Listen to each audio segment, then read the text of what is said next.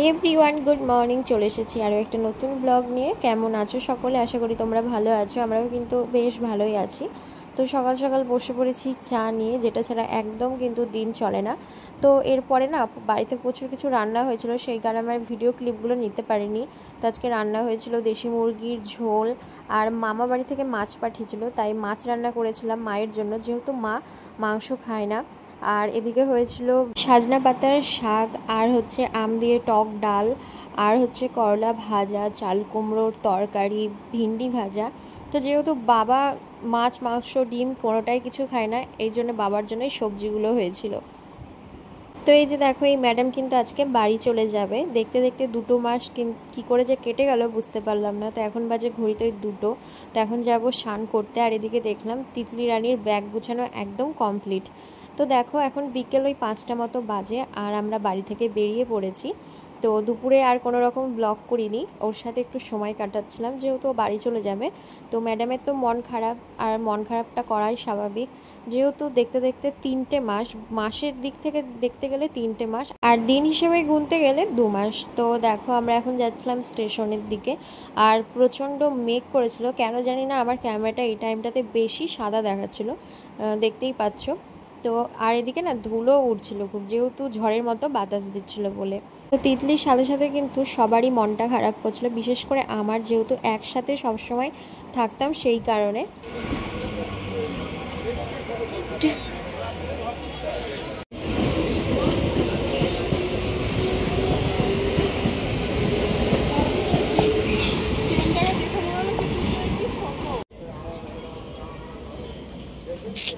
আর এদিকে কিন্তু আমাদের টিকিট কাটা কমপ্লিট হয়ে গিয়েছে, এখন আমরা দাঁড়িয়ে আছি ট্রেনের জন্য।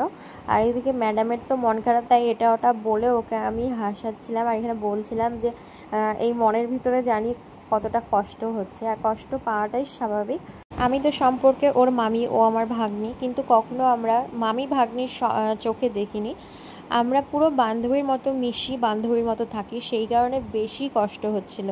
তো চলো, আমরা কিন্তু এখন ট্রেন থেকে নেমে পড়েছি বেথুয়া ডৌরি স্টেশন। এরপর ট্রেন থেকে নেমে আমরা এখন উঠে পড়েছি টোটোতে। আর যত বাড়ির কাছে এগিয়ে আসছে তত আমার মনটা খারাপ করছে, যেহেতু ওকে আমি বাড়িতে পৌঁছে দিয়ে আবার চলে আসবো, সেই কারণে।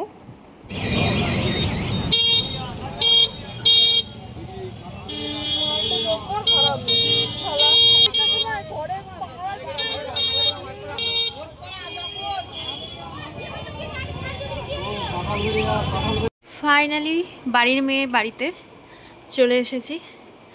ভীষণ মন খারাপ করছে, এরপর আমাকে একা একা যেতে হবে। আবার কবে তোমাদেরকে ওকে দেখাবো ব্লগে জানি না। তো চলো, সবাই ঢুকলাম, আর বাইরে প্রচণ্ড মেঘ করেছে। পরে তোমাদের সাথে দেখা হচ্ছে। তোমাদেরকে বললাম যে দিদি বাড়িতে তিতলিকে রেখে দিয়ে আমি আবার বাড়ি চলে যাব। তো এদিকে এসে দেখো আমি বৃষ্টিতে আটকে গিয়েছি, কেন জানি না।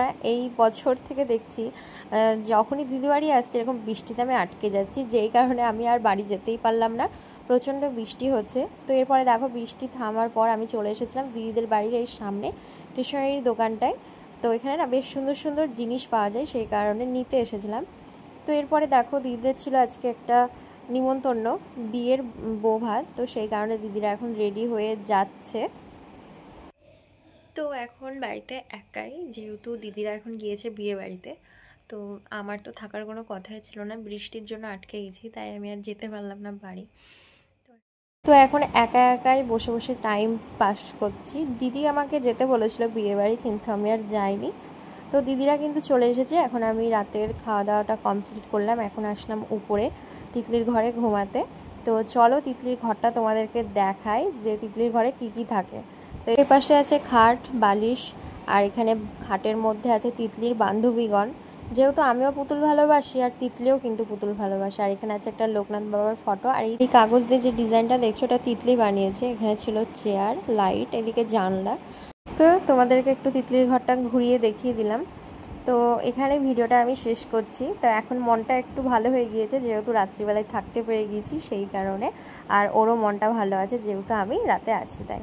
তো চলো ভিডিওটা এখানে শেষ করলাম, কেমন লাগলো অবশ্যই জানিও। আবার নেক্সট ব্লগে দেখা হবে, টাটা।